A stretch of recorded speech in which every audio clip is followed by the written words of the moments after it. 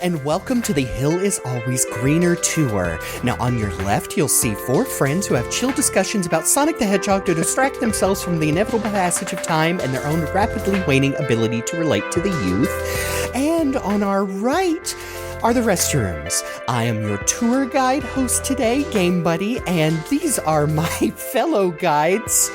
We got 4 of them today because this is a complicated tour. Introduce yourselves. Oh, I'm Faulerro, and if you look to the left, you'll see... Damn it, you really threw me for this one. I thought I was like, oh yeah, I can go on with something really good on the spot. Jeremy's got a great setup. I can deliver this. I've never been to a museum. What are those like? If you look to the left, you'll find the windows. I don't know. I'm RockTheJake, and I'm in the bathrooms to the right. I'm CyberLink, and my big swirly glasses hide my insidious intentions. Luke's always got something. And today, we are continuing our kind of unintentional mini Chaotix month series. We are going to be going over the Chaotix 30th anniversary special comic from IDW Publishing. This came out, let's see. October of, well, as of recording, October of last year, October 22nd, 2025. And it's a celebration of our favorite bumbling detective trio. There's never been any more than the 3 of them. They've been around for 30 years, and wow, I can't wait to go dive into their past and celebrate it. I'm being slightly sarcastic because this comic doesn't do any of that, unfortunately. But it's a fun little story about the Chaotix. Yes. I wonder if that's how this came about. Is it just happened to fall on their anniversary and someone had we can drag this one out into expand this into a special page count. I'm so sure somebody had a pitch for a Chaotix story and they were maybe waiting for the right time for it. And, that's as good a time as any, but it is funny that after the classic anniversary special about classic Sonic for the 30th anniversary of Sonic 1 and the classic anniversary special of classic Tails for the anniversary of Sonic 2 and the one about classic Amy for Sonic 3 and the one about classic Knuckles for anniversary of Sonic 3, we get one for Team Chaotix and the Detective Agency from Sonic Heroes for the anniversary of Knuckles Chaotix. Well, whatever. It's fine. Yeah, Sonic Heroes, that 30-year-old game. Yeah. How old is it now? I'm going to have to think about this. It's 22. Well, that's older than it should be, but here we are.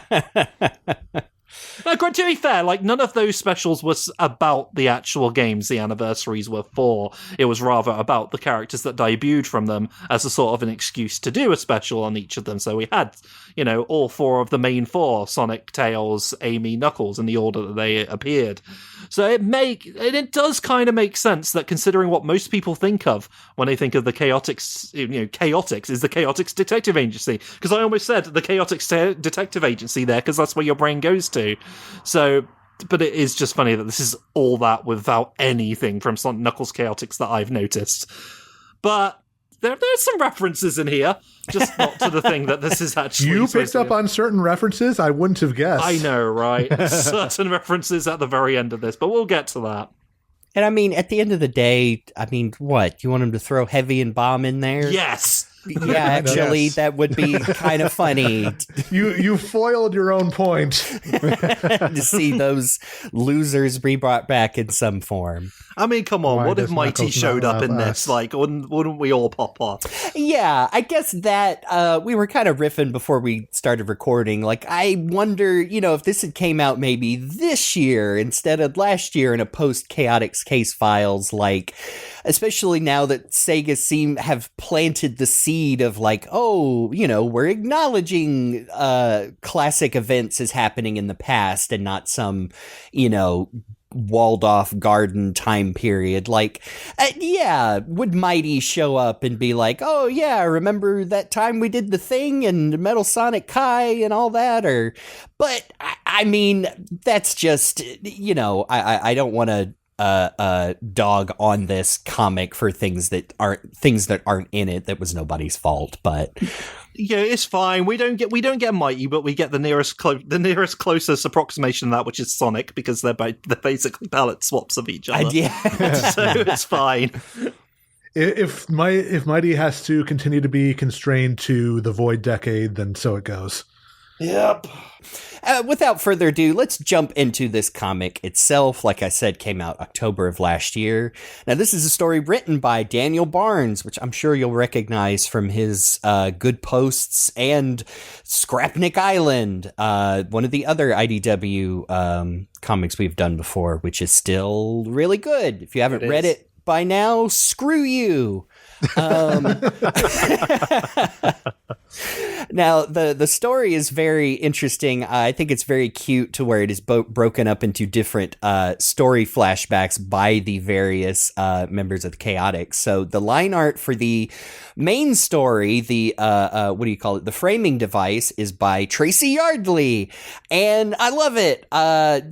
Tracy hasn't done a ton of work on the comic interiors in the past couple of years, but I'm so glad to see his art again in this.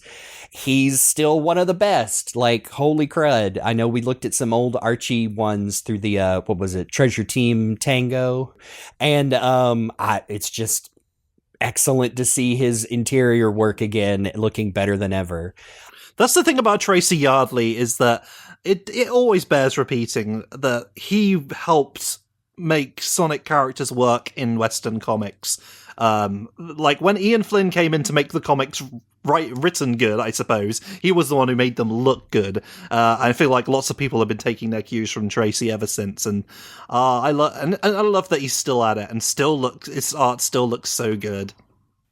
For sure. Especially paired with the main colorist of the pages, Reggie Graham, who's just always top notch. Like as I've yet to see a pencil artist they've been paired with to where the colors just don't come out looking great. 100%. And yes, the flashbacks are line art is done by Moro Fornesca, Ryan Jampol, and Minho Kim, which are all familiar artists with IDW, and all I like. They all bring a very unique look to the Chaotix. Like I said, the flashbacks. They all make sense in the context that they are presented, as we will no doubt get into when we start talking about the plot. Oh, yes. And finally, we have letters by Ed Dukeshire, and I'm sure it is a side effect of Sonic the Comic, the podcast, but I tell you what, I sure do appreciate a good letterer these days, like designs and flow of word balloons, and, I feel like especially in a digital age, it's so easy to downplay it if you're a cranky old man like, well, they're just picking fonts. And I mean, no, there is an absolute artistry to it. It is one of those things, I hate to say, that you really only notice it when it's really bad. That's the thing, isn't it? When it's really good, it blends perfectly with everything else. Yeah, the best lettering is the stuff you don't notice. It really is a thankless job. As someone who's done lettering on my own stuff, it's not easy. Like, people really take it for granted, but yeah. I didn't realize we were spending this much time talking about lettering, but I feel like we should. I feel like the lettering is really important, actually. Underappreciated craft. Slightly related, but I was finishing up reading the Chainsaw Man manga. Not going to talk about the ending, that's for sure. Not on this podcast. But yeah, especially, it's a slightly different beast in manga localization, because you do have to make intentional choices like, hey, this character not only speaks differently from all these others, but should we put their dialogue in a different font when they yell? And the answer is yes, because that's how they, transliterated how Power speaks in Chainsaw Man, is anytime she's yelling and screaming about blood and 'tis mine, all mine, the font changes, and that's great. That is stuff I really appreciate. So yay, letterers of the world, we're giving you your due. Yeah. I mean, it makes me think about Deadpool and how, like, his is very specific because he breaks the fourth wall, and so his lettering and his boxes always look different from everybody else's. As far as I know, I'm not like a Marvel Comics reader aficionado, but from the what I have that's seen, a great example. Or like how Transformers comics often letter the robots talking differently from anybody else. Jumping into the comic, we've got now the version we're looking at is the cover by Jack Lawrence. I didn't check and see if there were alt covers for this. There are 3 total covers. Okay. Well, the one we're looking at is a very nice grayscale with some flash of color by Jack Lawrence of the Chaotix, peering around, looks like a museum space with their torches / flashlights. I was actually taking a second to look at some of these alt covers now, because now you've reminded me that they exist. I should probably see what else they put out. There's also cover B by Chris Dobbins, which is, nice little shot of them looking up at a mysterious thief. Oh, nice. And then the retailer incentive cover by Natalie Foundrain of Scrapnik Island. Yeah. Still got that same great style. Oh, yeah. Natalie's another one. Like, hot damn, every time they post something. We don't really spend a lot of time talking about like the fact that you guys tend to have alt covers these days, because I don't really think that's a thing over here as much. Now that is just the nature of the comic industry. You got to have at least 2 or 3 covers for everything you put out, just to for FOMO purposes, right? Yeah, a little bit. Like, try looking up how many covers they made for the first issue of Skybound Transformers. Sometimes it'll make your head spin. I was about to say, even Archie Sonic started doing it in the last few years. I remember picking up a handful of those for like 50 cents each once they hit the bargain bin at the comic store. Like when Worlds Unite was coming out, I got a subscription that would specifically give me every variant cover. I remember that. I keep meaning to. I need to get some of those nice, comic book mounting frames, because I'm literally looking at in my one of my shelves, John Gray's alt cover for, was it IDW 50, and also the logoless, textless version of Evan Stanley's cover for that same issue, just because I was like, man, those look amazing, and I'll put them on me wall. Jumping into our first page, we see the exterior of the Mythsonian Museum, which I'm only just now putting together the funny Smithsonian, but also myths and legends of the Sonic world. I get it. It's good. Look, all these furries walking around. This must be a furry city with furry-sized cars and everything. Yeah, one of them is actually giving a hoot and not polluting by throwing some trash into a trash can. So you know that she's not even an owl. I know, right? Right. That's nice. Just setting a good example for the kids. Don't know about that bird on the little scooter, though. I mean, he's not wearing a helmet, so I don't know, man. He's wearing goggles. Does that make it okay? I guess. Maybe there's something about... What does his dad think? Maybe there's something about Sonic Furry / Mobian / whatever, that their skulls are so disgustingly enlarged and thick that they don't. I mean, given what we've seen happen to Sonic and his pals in some games, that checks out. Yeah, they're fine. It's fine. Maybe the furry continents of the world are very libertarian and they have no laws against it, so whatever. It's his God-given right to crash his little pink scooter and crack his skull open. Well, they obviously they care about recycling because that's the theme of Sonic the Hedgehog, but road safety has never been brought to the forefront of Sonic storytelling, so it's not going to be something that they make a big deal out of. I mean, look at that guy on the skateboard in the background, that little kid. He's not wearing, he likes pads or nothing. He does like the skateboard. Oh my Gaia God, bless Jake. the United Federation. Interior, Mythsonian Museum. I kind of really love this framing device around the whole thing, that Amy Rose has brought Sonic to this museum to specifically give him the most carefully calculated, planned out tour so they can see the entire thing in one day. And if you're going to do, okay, this is going to sound mean, and I don't mean it that way, but if you're going to do like Son Amy stuff, this is the kind of thing I like.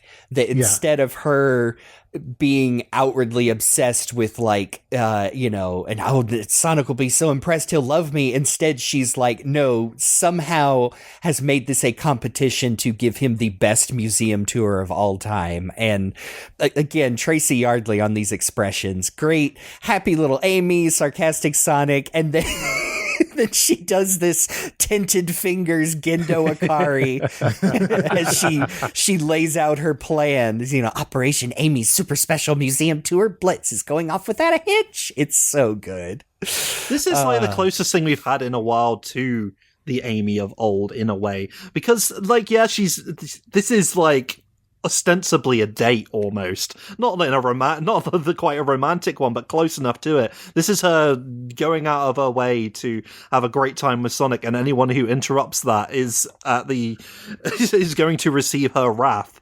But not in the borderline psychotic way that it was once upon a time, right, where it's funny because she's a girl and she's mentally unwell and takes it out on others. You can understand her frustration a bit here, actually. Yeah, this is much more endearing, I think, as a whole. Yes, and I think it's perfectly in line with how the IDW comics have handled Amy for years. And I know I bring it up all the time, usually to counter someone who's saying like, "Oh, Amy's so boring. She has no personality anymore." Blah blah blah. And I'm like, because what? I guess it was up through the Zombot storyline that Amy was functioning as still like the leader of the Restoration, and basically like had trouble turning off her workaholism. She had to focus on her career. Yeah, exactly. And I think this, even though it's just like a one-page intro, shows me like I like that part of Amy to where she's super passionate about the thing she does, sometimes to a fault. Like this is supposed to be a relaxing day at the museum, and she's literally planned it out to a T to where if anything fails, it's going to be disappointing in her. Where they immediately establish Sonic is like, no, he's just along for the ride. Like he's not disinterested in this. But he's absolutely not taking it as seriously as she is. And I think that contrast is funny. And if I may even, dare to dabble, like why it's funny to pair Sonic and Amy together is when they, their personalities clash. I also just appreciate the fact that like Sonic is, again, not disinterested, but even like at least a little bit interested in what's going on here to show that, I guess like in the best way I can describe it, Sonic's not a Goku where he's only smart at fighting or he's only smart at this and then he's done with everything else, Like Sonic's up for, even as he says like jokingly later on in the comic, like he can have some culture. Oh yeah. And I even like how he's relating to this stuff in his own way. Like the first thing they look at is one of the totem poles from Aquatic Ruin. As Amy explains, the scholarly look on it, and Sonic literally goes, "Heh, last time I saw these things, they were spitting arrows at me. Never got a good look at them up close." Sorry, I just realized the first thing Sonic said in the strip was, "Heh." Oh yeah, that's why I said it like that. And the first panel with him kind of looks like he's rubbing his nose. Oh no. I don't know. It's a well-rounded Sonic. It's like he's an actual person. Showing the vast depths of his personality that he does have. And then Vector shows up and ruins Amy's day. Gosh, Vector. As it turns out, that the reason Vector is here is because he and the Chaotix are here reminiscing because it is the anniversary of one of their first ever big cases right here in the museum. I'm just noticing quite a few references in that one little shot of Vector here. That one panel, there's the owl from the Labyrinth Zone. There's one of that symbol from Sonic Frontiers. The one. Oh. I'm not sure what the one on the far right is, though. That's the Babylonian symbol from Riders. Of course it is. Yes. Of course. So Jet will be in here any moment to complain about that. My dad. I love how Vector is eager to do storytelling. Like, it's kind of a long story. What the heck? I got the time. You twisted my arm. Even though Amy is very clearly trying to get Sonic to continue the tour. Continue her tour. So Vector has shown up and telling Sonic the story of an old case. Wait a minute, this is sounding familiar. Hold on. I know, even though, again, this predates the release of Chaotix Casefiles, but I mean, I immediately heard Vector launching into his sexy detective Vector me voice. Well, so one side note, though, and I suppose I didn't get to it before, but it is funny that Sonic is here in this chaotic story. It's just to set the stage, but it is interesting is that, like, he doesn't really add anything beyond that. It's a fun little story. It's really entertaining having Sonic and Amy in here and having this little B-plot of those two. But it's almost, in a way, it's almost like they just added Sonic here. Hey, like, hey, whose comic do you think this is anyway, kids? I was literally about to say those exact words. Whenever Sonic's not on screen, kids should be asking, where's Sonic? I think in most likelihood, though, maybe Danny just really wanted Sonic in this one. So, I mean, like, any excuse. Because, it's always a great thing to include Sonic the Hedgehog in your comic, because then you get to write dialogue for Sonic the Hedgehog, and that always goes really well with the reading audience, I find. Reading audience. They don't read. Anyway, then we get our first segment, basically, the first reminiscence, recalling the events of this case that they solved, and that's where this art style changes completely. Yes, I wish... is there a specific name for this other than, like... Yeah, Sin City. That's what I was basically, thinking. Frank Miller, Noir, Sin City. I should have known looking at the next page with all the rain, like, yes, that's absolutely Sin City. It's that high contrast, no line work, just using the black and white to help just basically define what's going on. And for the first couple of pages, it looks pretty cool, but then I have trouble working out what's going on, I'm afraid to say. Vector gives a very detective noir-esque as he flashes back to the Chaotix just laying about in there. I'm guessing relatively new office. I like he's chewing some bubble gum, as they've established is Vector's favorite food, so now they should remind us every chance they can get. I'm just kidding. I fucking love it whenever they're like, Tails loves mint candy, and I'm like, you bet your ass he does.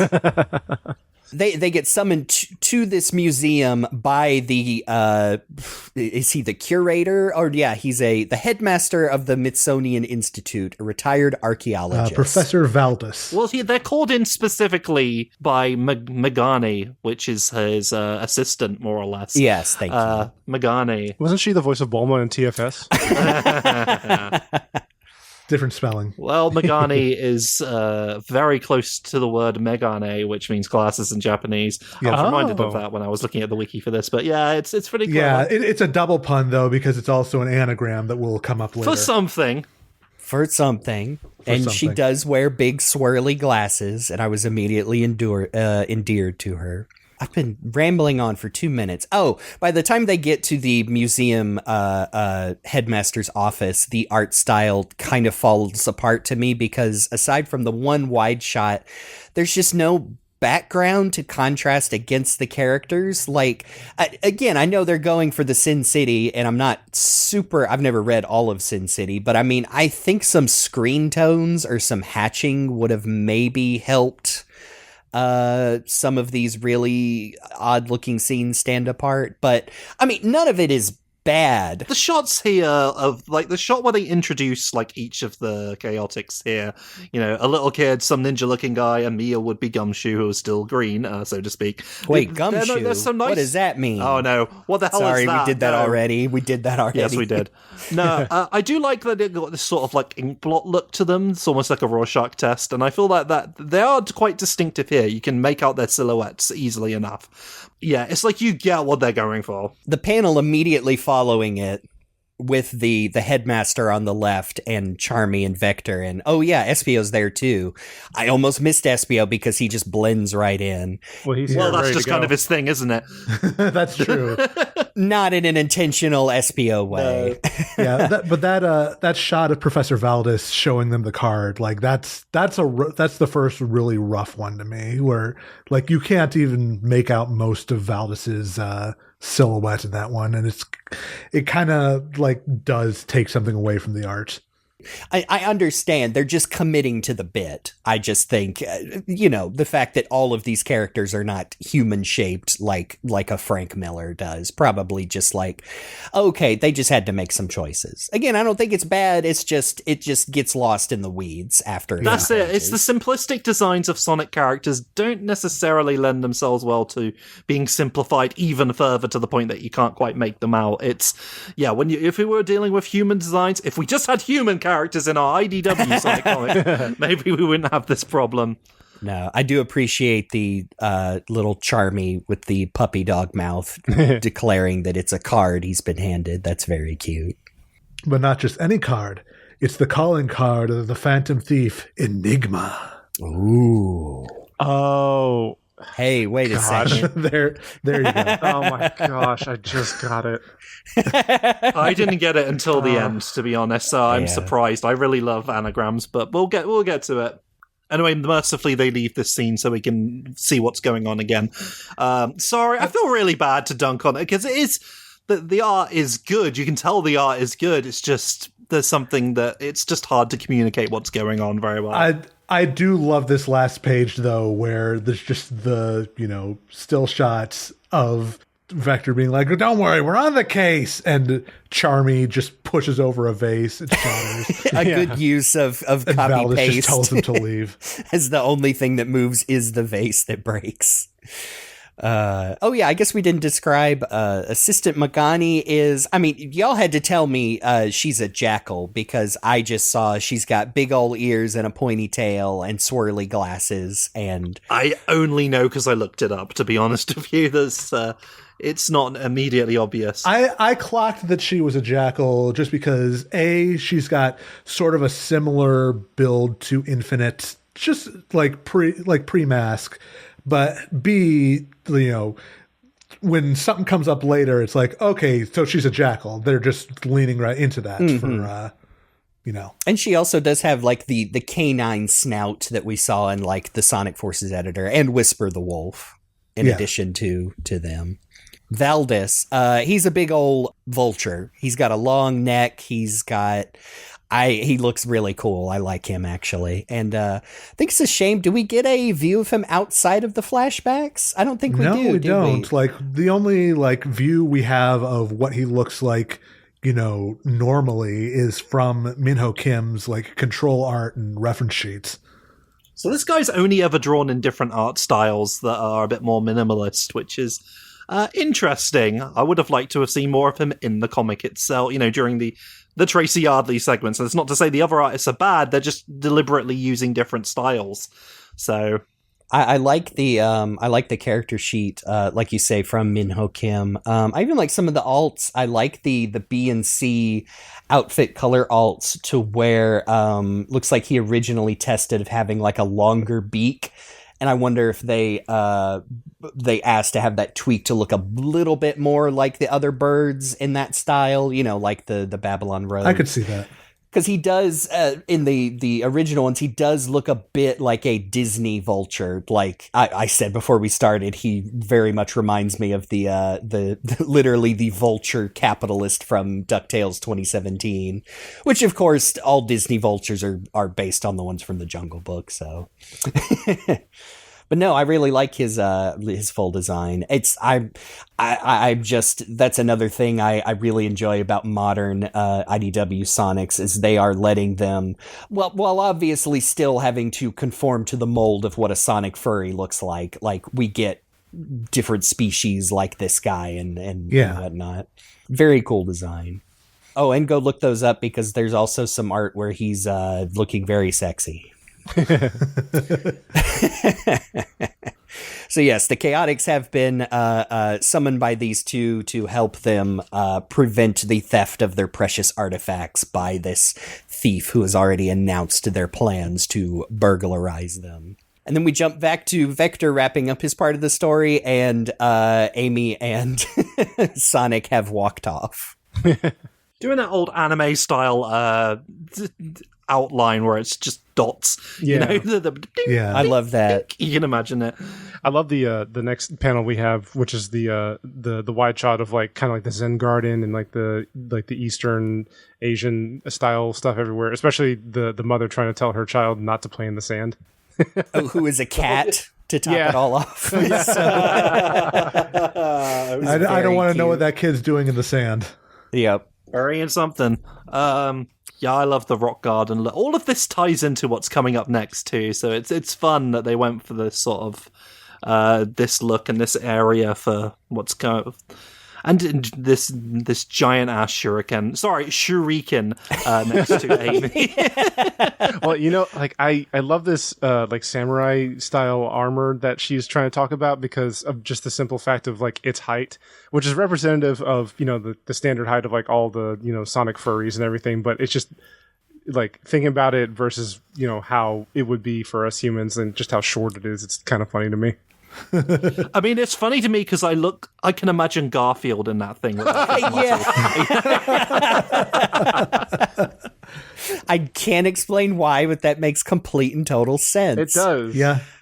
But yes, I love the Amy is very detailed explaining like the history of this, and then points to the giant ninja star and calls it a shuriken. And Espio materializes next to her and says, "Actually, it's pronounced shuriken, Amy." And she that's that thing that Ryu does when he does the jumping punch. I just love him like materializing out of nowhere to correct someone on their Japanese pronunciation. I feel like I've known people like that. It's hard not to hear the Mario 64 teleport noise for when he becomes Yeah, exactly. And Amy, trusting her instincts, immediately tries to kill him with her hammer.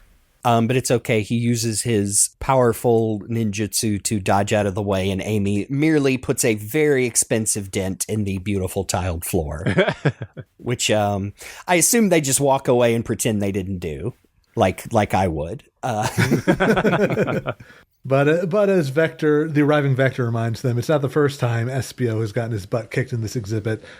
Through hardship, one's skills are honed. An unkicked butt is an inexperienced mind. Yeah, sure, okay. Yeah, sure, okay. Top notch. My favorite bit of dialogue in this book. I can hear Matt Mercer saying Oh, that. 100%. Oh, absolutely.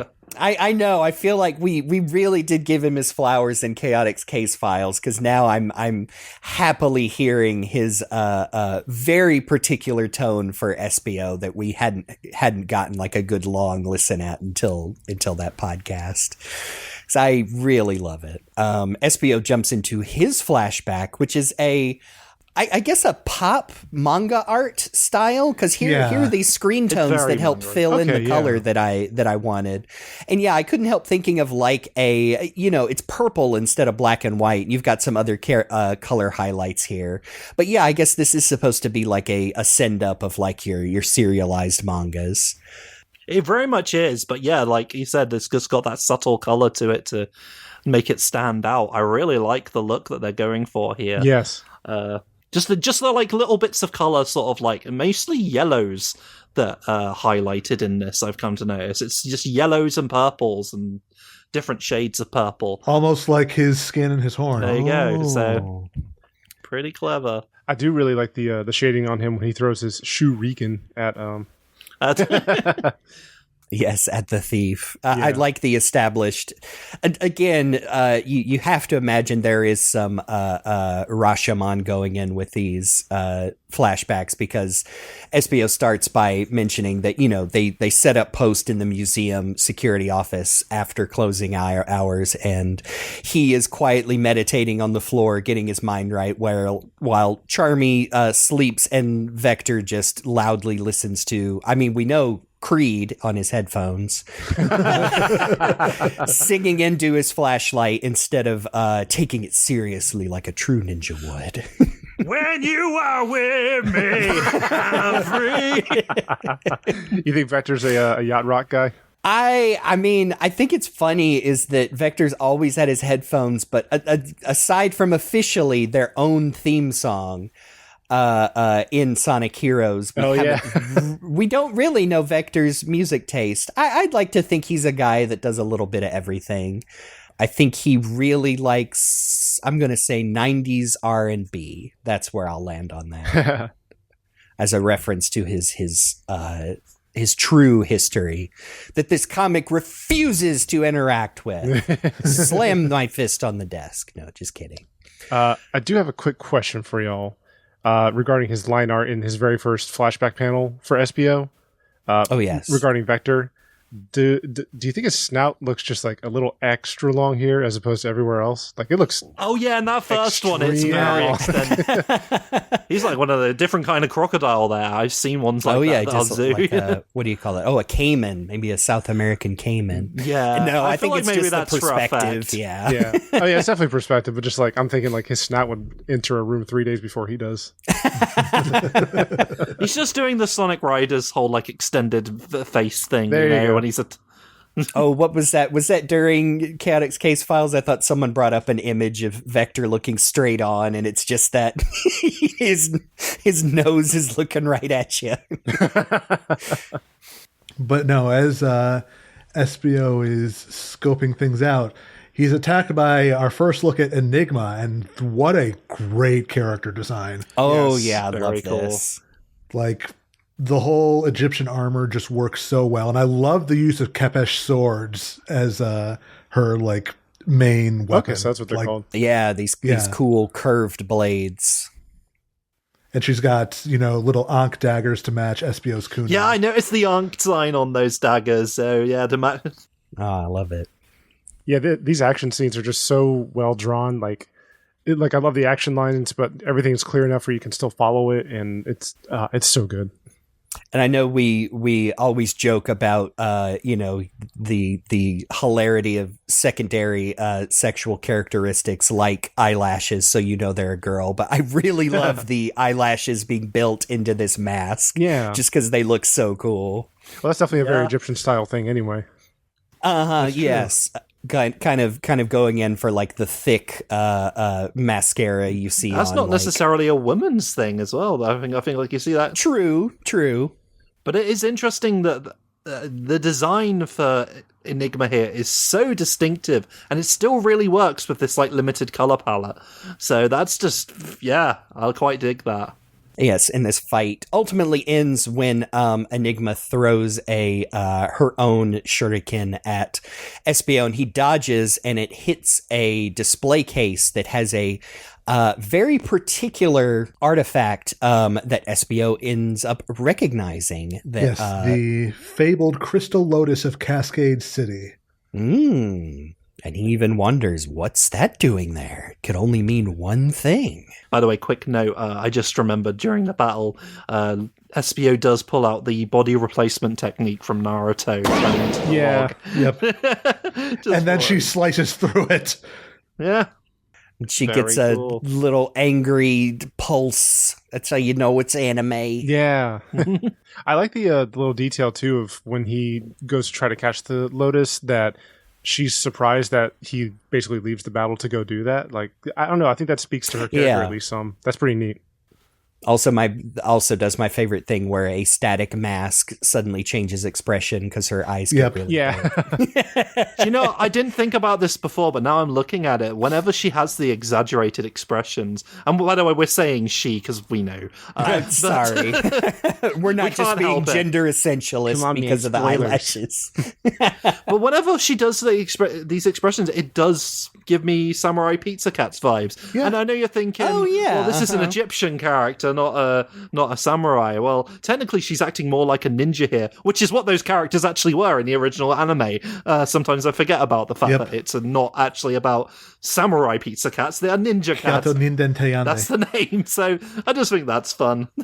Yep. Speaking of Samurai Pizza Cats, one of my favorite elements of the design of those characters and this one is they have, again, a hard mask, but also the ears, which, I can only think they're Metal Sonic's ears. They're these big, pointy, fleshy ears, except rendered in, hard metal 3D, and I just always have liked that. It's why I love... I forget her name, the motorcycle main character of Dura Dura, that series. I love her. Salty? Yes, thank you. I love her giant yellow motorcycle helmet with big cat ears. I've secretly wanted one for no reason. And yes, as Vector is saying that this revelation by Espio blew their case wide open, we see Amy and Sonic have wandered off again. And this time their dotted silhouettes are straight up Sonic Adventure key art with Sonic doing that pose and Amy doing her very famous. You've seen it. It's you know the ones. You'd know it if you saw it. I saw this literally got a guffaw from me. What a funny touch. It helped even more by Espio and Vector's expressions. Just again, you can hear the sound effects on that little puff of frustration from Vector's exhale. And then Amy and Sonic wander into the canceled third storybook game that was never to be on the Nintendo Wii. Walking past this statue of a goat with a pan play. Is this supposed to be like a play on pan? Because I feel that's what they're going for here. Could be. It's fun. Could it be a very, very thin reference to that guy from Sad AM I Hate, Griff? Oh, man. Oh, God. I didn't even think about that. Because that's what he was. Man, remember that asshole? I can't remember why we brought him up. Anyway. We'll have to do that episode sooner or later. They're also walking past one of the helmets of...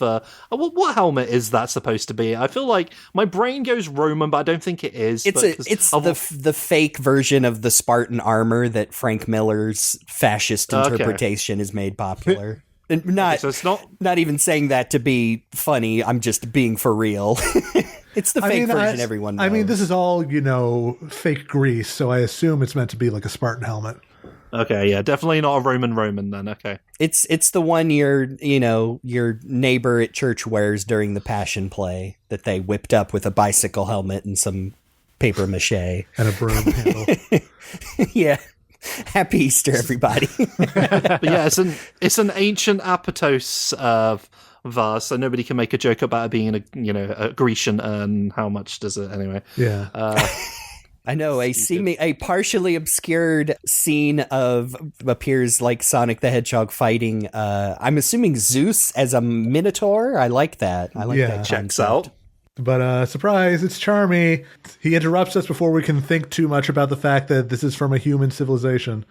Yeah. Well, they just like their furries in their mythology. Who doesn't? Yeah. I know. Remake Sonic Unleashed and put furries in the background this time, too. Unify the worlds. Amy's like, now you want to tell us about the big anniversary? Huh? No, what anniversary? Her expression here in reaction is so good. Yeah, I love that Tracy Yardley line art.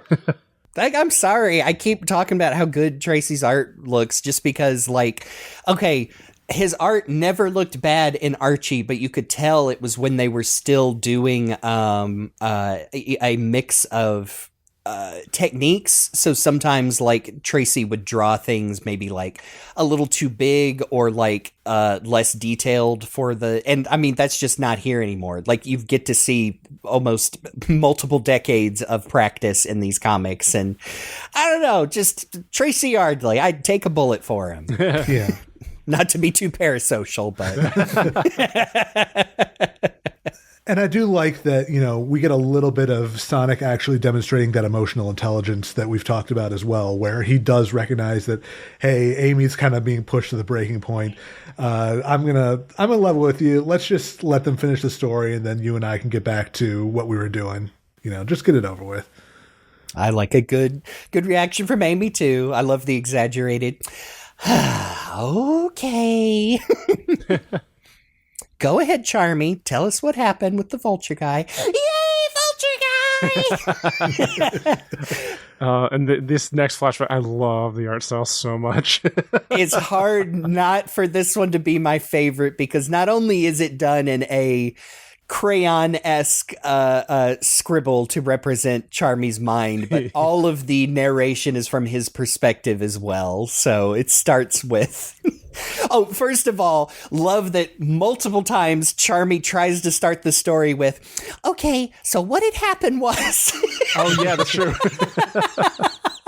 Just love that turn of phrase. I think absolutely intentional by Daniel. I'm just looking at all this, like, it has the look of coloured pencils. I don't think they were actually using them here. They're probably using some sort of digital brush, but it comes across like a child drew this, but a somewhat competent child, so... Oh, yeah. And it is interesting that they've taken this approach of having, like, the simplified childlike style and also Charmy's, like, way of speech for all of the characters, because this is his way he runs it. For what appears, at least at this point, to be the climactic wrap-up of the mystery. So it is, I guess that's part of the joke, is that, like, they're doing this whole, like, and this is how we solved the mystery. And then I did pow, pow, pow, and then I took my finger and I went pew. As an example of the narration, the museum headmaster, when the Chaotix burst in, says, "What's the meaning of this? I'm in the middle of my morning announcements. How dare you? I am very old and mean and important." And then Espio follows with, "You are the one who dares." Yeah. Oh, and even Charmy's narration is getting it wrong as he puts words into their faces. Espio says, "I know a lot about this shiny thingy because I travel a lot and I study ninja things. It's from Casserole City." Cascade and City. Outside from the narration, yes, Espio corrects. Also, like, a tiny detail I love is, like, Charmy's still sleepy in the panel of the I'm old and mean and important, and, like, his drool is going into the next panel. It's going over the gutter. I mean, if this art style was moving, it would be shifting back and forth between, like, two different frames, and that's it. It would literally look like the Knuckles brief of Heavy and Bomb. Oh yeah. Oh my God. Oh man, I thought you were gonna say the Knuckles flashback in Sonic Mania where he imagines Eggman stealing the Master Emerald, but no, my horrible Heavy and Bomb Knuckles brief. Yes. Oh man, it was donated. No miss. No nin moose. Anonymously. I love that you can tell who's, like, saying these things just by the colour of the little caption box. So purple for Espio, green for Vector. So the Chaotix have confronted that, as Espio points out, there's no way this ninja artifact would have just been given to this museum, even donated. It's very sacred to that nation, and thus they accuse all of this museum to be full of stolen artifacts, which, not to get on the soapbox, happens to a lot of famous museums, and there's several campaigns to have these museums to return their artifacts to the culture they were pilfered from. It's a very real-world thing. The more you know. Speaking of real world things, at one point he says, "I am rich and important, so I can do whatever I want." Yes. Like, this is Charmy's version of the dialogue about, he's summed it up quite well in his young So age. simple, an innocent child can can understand. The jig's up, old man. Forget about it. Not what I said. Forget about I missed that the last time. I missed that. Forget about it. Forget about it. Although Vector chimes in with, "Oh man, I want like a Charmy recollection of Vector, like, just saying a bunch of, like, New York Italian slang, like gabagool and stuff like that." I mean, okay, not to go back to it, but I'm surprised there wasn't and then I came in to save the day. That'd be completely appropriate right here. I'm surprised at one point he didn't say, "Who's this broad?" Charmy, I told you not to say that. But you did. I don't anymore. Not after the incident. Do as I say, not as I do. In fact, don't do as I say either. But basically this culminates with them they pull the Father Cornello from FMA. Or, to be fair, like, I'm sure that's existed in other points of fiction. But that's weebs of a certain age, and I'm sure probably Daniel Barnes himself might have been thinking of that bit. Because yes, Charmy has turned on the microphone, and as Valdis is doing his big villain monologue, and no one will ever believe you, and then it gets echoes around. And yes. I also didn't notice the medallion that he's wearing changes expression every time it's big enough to be visible. Oh, it does. It's got a meanie face, a smiley face, a sarcastic face, a maniacal face. Yeah, the panel where he says, "Who cares if my museum has a bunch of stolen stuff?" And it even has like the medallion sticking out its tongue, going bleh. Also, kind of, hey, you mentioned FMA. It kind of looks like the the chibi-fied like expressions Edward makes sometimes in it as well. But yes, he ends his villain rant with "Nobody will ever believe you," and it literally manifests and goes out the window into the museum proper over the intercom because Charmy was holding the button down. This wonderful wide shot of the audience in the museum, patrons, visitors. Hearing the intercom announcement has a wide shot with lots of cute looking Sonic furries, but in the bottom right corner is obviously the conductor, his wife, and I think 2 of their children. Could count 3, but I think this little kid holding a box of pamphlets belongs to the other person holding pamphlets, and Old Man Owl's cousin wearing a Sega Saturn shirt standing in front of a. Old Man Owl. He's just had a big shave and removed his ears. I guess. It's a summer or look. Whatever it is. The summer look. He molts. I think, Jeremy, you pointed out that Happy Tree Friends looking woodland critter. In the other corner. And a couple of just cool designs. There's a rhino. There's a cow lady. I love the giraffe. J-Raff. There's a koala who looks like the ones from Sonic Rush Adventure, but with proper proportions. Yes. Mm-hmm. Is this a penguin kind of in the middle here? He looks a little too detailed to not be a reference to something, but maybe I'm overthinking it. It's definitely distinct design. There's a familiarity to it, but I wouldn't know who it is. But I just love a good wide shot with lots of different Sonic character designs. Yeah. Fun fact, I knew that the younger daughter of the conductor was named Ivy from when she appeared in, I want to say, the Riders arc. But I did not know this until doing research that apparently the conductor and his wife are unofficially named by Minho Kim. He is Basil and she is Flora. I don't think that's showed up anywhere. I didn't know about Basil. I like that. I mean, I like the herbal names. Yes, has yet to be committed to full canon, but that is the artist designers' names for them. Charmy saved the day with his innate childlike wonder and curiosity. And then he said a bunch of bad words that Vector says I can't repeat. I love that. And everyone laughs. Yay! Vulture guy! Okay, so what had happened was, I was really sleepy because I'd stayed up past my bedtime the night before. Espio was all grumpy because he had lost to the bad guy we were trying to catch. Inaccurate. What is the meaning of this? I am in the middle of my morning announcements. How dare you? I am very old and mean and important. You are the one who dares. I know a lot about this shiny thingy because I travel a lot and I study ninja things. It is from Casserole City. It's Cascade City. I met the people of Casserole City during my ninja traveling, and this shiny thingy is very special to them. They would never give it to your boring old museum. They said a bad guy stole it. Evil must be destroyed. Huh. It was donated Anonymously. Anonymously. That is very shocking to me. I'm pretending to have no idea about it. I'm old. The jig's up, old man. Forget about it. Not what I said. After Espio found that shiny thingy last night, we looked up a bunch of the other boring stuff you got here, and a bunch of different people say bad guys took them too. Your whole stupid museum was made off of stealing stuff from good people. I am very loud and have a big mouth. Hey. And then I saw a cool gizmo sitting on the vulture guy's desk.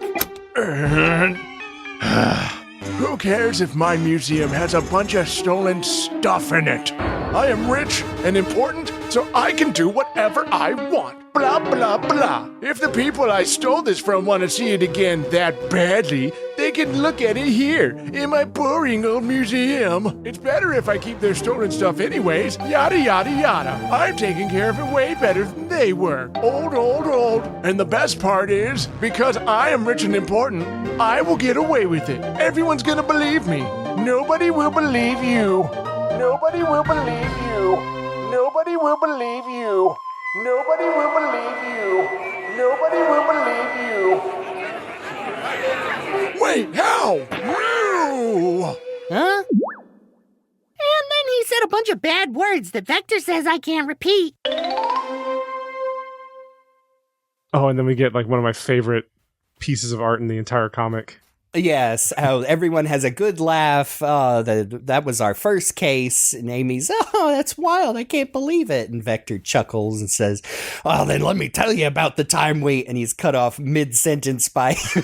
I mean, we can just describe it. Amy, Tracy, and Reggie have rendered this Amy as she's doing the meme that went around of... It's the Sonic 3 intro where for one... Wasn't it Sonic CD? Or was it Sonic CD or Sonic 3? Now I can't remember. I think it's Sonic CD. Okay, I think you're right. CD, yeah. It's the one frame before the lights come on where Sonic is, the figure of Sonic is in shadow and has been passed around as looking quite ominous. And it's Amy striking that exact pose with the lights going off and everything. And Sonic is just chuckling along as Amy is behind him. There it is. Yeah, it is Sonic CD. And Vector is intimidated into reconsidering and saying, oh, well, let you two get back to looking around. I don't know who came up with the idea for it, because I know that Danny and Tracy are probably pretty online. They're using that sad disease we all have for good in this instance. Yes.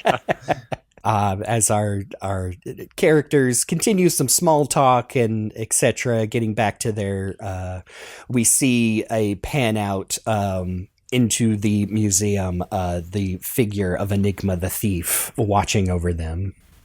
Oh yeah, I guess Valdez did get drawn in normal style just the once. Just that one shot of him running away in fear. It looks great. It's nice to actually see him. And we get a rhino and the giraffe person, yeah. And we get like the control base art of like the rhino and the giraffes from the museum as well. So that's pretty cool. Oh, okay. The little, we said, looks like a little happy tree friend. I think that is them in the front, rendered by Tracy in the green shirt. Yeah. They look like maybe a wallaby, some type of marsupial, possibly. I like the little pink sheep person just running in front going, boo!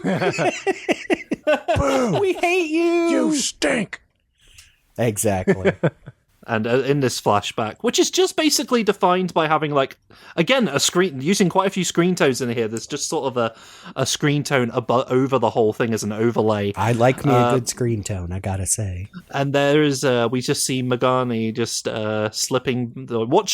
watching the events going as Valdez is apparently torn to shreds by the rampaging mob. Shreds, you say? Just casually walks back into the museum. And then we just slowly, surely approaches the conveniently spotlit. What was the name of the item again? This Eastern item that Ninja mysterious crystal. The crystal. The lotus. Oh yeah, crystal lotus. That was it. See, we haven't studied ninja things, and we don't know about this thing from Casserole City. And before she can steal it, Vector walks in and does a wonderful Columbo routine. That's basically what's going on here. He is full on Columbo. When he says, "Aha, I found you," I definitely can't help but hear the "aha." Yes. I'd like to think at this point even Vector plays into it. Yeah. I love how cool Vector plays the whole thing. Like not letting, even a little bit of the demeanor slip for a second. talks about, oh, you know, how you holding up, kid? Pretty wild. Your dirtbag boss gets run out of town for being a thief. And she's, you know, trying to stick to characters like, oh, yeah, you know, I'm fine. You know, when I hired you guys, I thought you'd be helping him, not getting him arrested. And then, you know, Vector says, well, to make up for all the trouble, if you ever need us again, next one's on the house. And then we get this great 4-panel of Megani relaxing her expression, thinking she's got away scot-free. And then Vector hits us with literally one more thing. Yeah. And does the coolest thing possible and tosses her the card. The calling card. He's like, don't forget your card. Good reading there, too. Just one more thing and I'll get out of your head. My wife. My husband, Espio. My heterosexual life partner. He knows a thing or two about ninja artifacts. So yes, and then we close out this story with narration switching to Enigma, you know, fully revealing that was Assistant Megani the entire time, thinking she could have hired the Chaotix Detective Agency just to get her boss off her back and hire a bunch of bumbling fools, but she underestimated them as she disappears to the top of the museum. Not unseen by Vector. He's a good, better detective. Oh, yeah. It's like he's got like his detective sense goes off. Yeah. He's got Batman detective vision. So you can see the little trail. Which I was going to say, here's Enigma on top of the museum. Probably would look a little bit more intimidating if it wasn't in broad daylight. Right. She's horror the farming. whole Batman shtick. As jackals are wont to do in this series, apparently. Put masks on and aura farm. She is not weak. She reflects on this is the anniversary of the first time she was bested, and how after all the years of flawless heists that were getting dull, it feels so good to finally have worthy opponents. Happy anniversary, detectives. Until next time. Case closed. Chaotix. Yeah. So that's why she's a jackal. Because of the Egyptian thing. Too easy. Come to Mama. Aha! I found you! I was looking all over for you! How are you holding up, kid? How am I? Pretty wild way to start the morning. Not every day your boss gets busted for being a thieving dirtbag, right? Just making sure you're good. Oh, yeah, I'm fine. It's just, when I hired you guys, I thought you'd be helping Mr. Valdez, not getting him arrested. Yeah, sorry about that. I guess you'll have to look for a new job now. I guess so, yeah. Well, to make up for it, if you ever need any more detective work done, just hit me up and I'll be on the house next time. I appreciate that. Phew. Oh, and one more thing. Don't forget your card. I thought they'd be patsies, bumbling morons that would trip all over themselves while I made off with Lotus. But I underestimated them. Today marks the anniversary of the first time I was ever bested. All those years of flawless heists were so dull. It feels good to finally have worthy opponents. Happy anniversary, detectives. Until next time.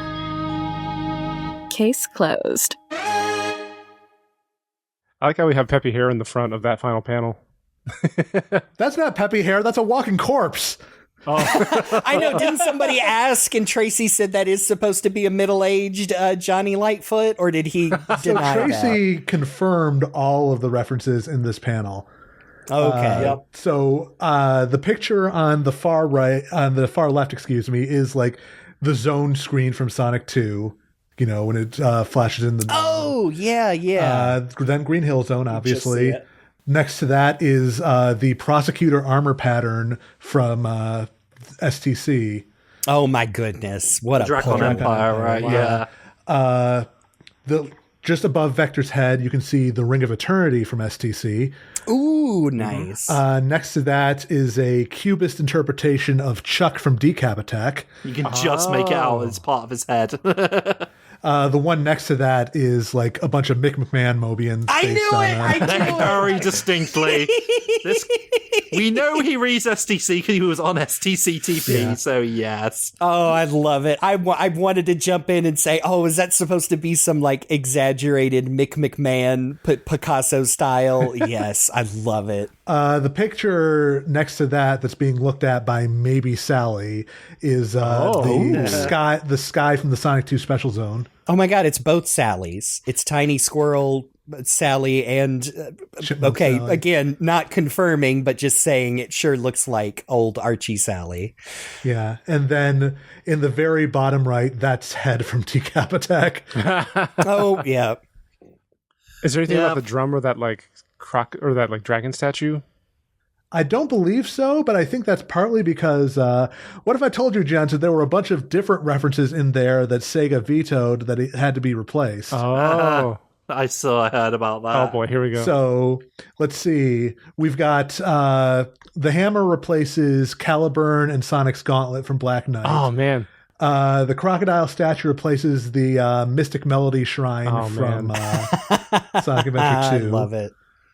Let's see what else. Oh, I'm surprised the Ring of Eternity was originally that's Short Fuse's helmet. Short Fuse's head. Yeah, Short Fuse's helmet. I know exactly what Vector's looking at here. Those are the Chaos Emeralds from Adventures of Sonic the Hedgehog. And not Johnny's looking at a bunch of star posts. The freaking Sanic in the background. Yes. Oh boy. Damn Sanic. I like it. 16-year anniversary. I believe the one that's behind Charmy is meant to be the Perfect Chaos mural from Adventure. Oh. And I was told that they also wanted to put in the Hidden Palace mural and did not. Oh, nice. And way there in the back. Oh, is that what I think it is? Exactly what you think it is. What is it? It's Angelic Maria Robotnik from that one. Is it like Mobius 25 years later when Shadow was king? Is that what it is? And turned Maria into a religious figure. Jesus piss. Good. Oh my God. I know, good poll, but yes. Understandably, some of these got vetoed. Yeah. Although the Mystic Melody is my favorite. That's hilarious. That's pretty great. That was... I mean, only because it would be hilarious just to see it in the middle of the room like those things showed up in Sonic Adventure 2. Like, what the hell is this thing? Oh, but it's nice to see a few of these references, and Johnny Lightfoot, who did not die. He got isekai'd into IDW. I used to hang out with a mean British hedgehog, but now I hang out with a cool American hedgehog. Who also ignores me. Yeah, this was a good comic. I like it. Very much so. Like we said, I wanted to get our main gripes out at the beginning, just because it's like, it's a different kind of anniversary special. But no, this is a perfectly nice story featuring the Chaotix, and I'd like to think paved the way for the Chaotix Casefiles to be released later. Yeah. Oh, sorry. Did you got all your gripes out of the way at the beginning? Sorry, no. I've got one more, but it has nothing to do with the actual story in the book. Okay, fair enough. Well, I will say, though, this is a fun mystery, and it stays a mystery throughout without feeling the need to tack on a climactic Sonic battle at the end, which Casefiles did. And I understand why they did. It made sense, but it was nice that this was just a mystery. Like, not a really complicated mystery. It's Babby's first mystery, but it's good fun. You kind of pick up on what's going on as it happens, but I did love how it resolved. And absolutely, like we said, just using Knuckles Chaotix in Anniversary as an excuse to do a Team Chaotix story. And that's not a bad idea. If there's any time you're going to do it, when Chaotix first not actually came into being, because I suppose Vector's older than most of the characters in Sonic the Hedgehog, weirdly. But yeah, it makes sense. Now, there's just part of me that feels disgruntled that, like, classic Chaotix never really gets acknowledged in anything these days, aside from that Like, I mean, yes, okay, the stuff that happened in Knuckles Chaotix weirdly came up in Chaotix Casefiles. That was, it's strange. But aside from that, like, if you look at the Amy Anniversary special, there is one barely, like, really hard to find a glimpse of classic Vector in one of the egg prisons that she cracks open, and that's it. But I get it, because these are the ones that everyone use. Everyone knows the detective versions. It's just weird that anything pre-Heroes did not show up in this. Was it the tie-in for Sonic Superstars? Yeah, in the Fang miniseries, they went back to New Tragic High Zone. That was it, yeah. Which I guess you could argue isn't quote-unquote... Well, no, it is canon, because all the comics are canon now. That's the only time... It's weird it's that one that they actually referenced Knuckles Chaotix, but we never really see the Chaotix in their detective forms anymore, and that's a bit of a shame, because, and I only say that because the classic Chaotix used to be like mainstays in the Western comics, right? Like Mighty and with Mighty and like those, and Ray the Flying Squirrel in Archie, yeah. And sure, their personalities were way less defined and they weren't as interesting back then, but they were still important back then. So everything before the redesign have just been kind of left in the trash as though it never happened, except for now when they've started doing that in Chaotix Casefiles, so I guess that's something. And to be fair, like when they were introduced into Sonic Heroes, their whole thing was, these are new characters now. Everything that happened before, we're just repurposing these characters from this one game that we don't like to talk about to give us a fourth team to use. And I get that. It's just, I guess I miss Sonic being an ongoing narrative like it's supposed to be, but they keep separating the old and the new. But at this point, I'm just reiterating what I said on the classic Sonic episode. That's the Sonic modern classic divide, and we just have to live with it. But that's just my major gripe, and it's more to do with Sega than it is the people writing this comic, because they just wanted to tell a fun little mystery. And I don't disagree with anything you've said. I do choose to what do you call it? What's the optimistically read the tea leaves and see that they are very slowly letting up on that. The fact that they allowed the classic comics to exist at all, and all the characters are talking up a storm, despite the fact that, they just re-released Sonic Generations where they're like, nope, classic Sonic's mute because it's Mickey Mouse or some dumb shit. But I totally agree and understand what you mean. I'm just choose to hold out on to the hope that eventually they're going to finally merge the two timelines again, and we get to see the crossover. I want to see a modern Mighty and Ray show up, and not just in the classic comics, because I think they'd fit right in. I think they've established their own dynamic outside of like their classic Knuckles Chaotix, like all the way back in Sonic Mania Adventures, that they're, two bros who do their own thing. So I think there is potential there, and eventually they will allow creatives to draw from that well again. And I don't think it's that big of a deal that they do. I don't think it's like killing the comic or anything. No. It's just my personal, I wish they would let them use all the toys in the toy box, like Luke sends to say, let them have the opportunity to pull things from old Sonic stuff, because it exists and it's out there. If you're gonna put the Chaotix soundtrack on Sonic Origins, at least maybe acknowledge that it exists, But they are in their own way. It's just weird that it didn't happen in the anniversary comic and happened in the podcast that had nothing to do with it instead. So whatever, that's fine. It's still a great comic, by the way. I think this is good 100%. Fun. It probably is, just because I haven't caught up with IDW comics in a while, and this combined with Chaotix Casefiles, and I can't remember. I don't think we've had a chance to miss. We'll put it in to mention. Bobby Schroeder wrote another brilliant article discussing the IDW comics and the Sonic fandom as a whole, that ended up being much more positive than the subject matter would leave you to believe. We will happily link that in our show notes. But I'm like, ooh, man, I think I'm ready to catch up on IDW and put some put some comic book story arcs on the docket for us to talk about this year. So stay tuned, folks. We continue to enjoy these comics. Yeah, and I hope they bring Enigma back. Like, I like the idea of the Chaotix having a rival thief they can regularly go toe to toe with, and Lord knows Rouge is not an option for a multitude of reasons. Well, speaking of Rouge, like actually, no, go ahead. Sorry. I was just going to say that, like, I like the idea of the Chaotix having their own Moriarty or Lupin or something. Yeah. But speaking of Rouge, at the end of reading this the second time, I had the thought of it'd be really cool to have some sort of like I don't know, kind of B story, like side story in a comic of like Rouge and Enigma, like kind of competing against each other to see who could like, steal this thing or steal the most of that. Or I think that'd be super cool.